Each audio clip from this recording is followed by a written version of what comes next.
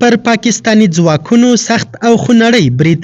د پاکستانی ځواکونو په زیات شمیر سرتیري مړه او ټپیان سوي دي. د افغانستان اسلامي امارت د پاکستان له حکومت سره ژمنه وکړه چې دواړو هیوادونو کې به ترهګرې ډلې په ګډه له منځه وړي.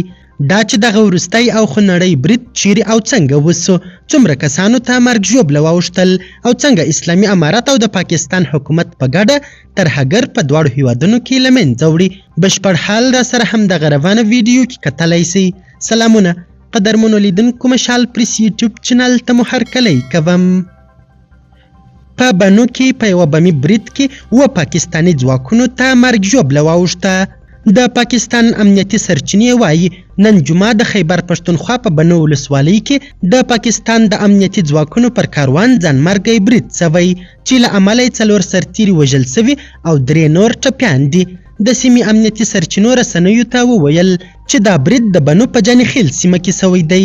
سرچینو زیاته کړې چې د امنیتي ځواکونو 3 موټر پر سړک تیریدل او د جانخیلو سیمې ته د تللو په حال کې وو چې د سړک د غاړې بم پرې وچاودېده. په دې چاودنه کې د پاکستان 4 امنیتي ځواکونه وژل سوي او 3 نور ټپیان دي. تر اوسه کومې ډلې د دې برید مسؤلیت نه دی منلی، خو دا ډول بریدونه عموما TTP کوي. دا برید په داسې حال کې وسو چې پرون د پاکستان د کورنیو چارو د مرستیال وزیر په مشرۍ یوه پاکستاني پلاوي د افغانستان د اسلامي امارت له چارواکو سره پر امنیتي مسئلو خبرې وکړې. د افغانستان اسلامي امارت د کورنیو چارو وزارت پر ایکس پاڼه په یوه خپره کړې اعلامیه کې ویلي چې دغه وزارت مرستیال له پاکستاني پلاوي سره په کتنه کې د بېشام تروریستي پیښه یوه بده پیښه بللې او ویلي دي چې د افغانستان اسلامي امارت د شریر سیاست په لټه کې نه دی. د همداراز وویل چې د افغانستان اسلامي امارت حکومت ژمن دی چې اجازه ورنکړي چې د افغانستان خاوره د نورو هیوادونو پر ضد وکارول سي.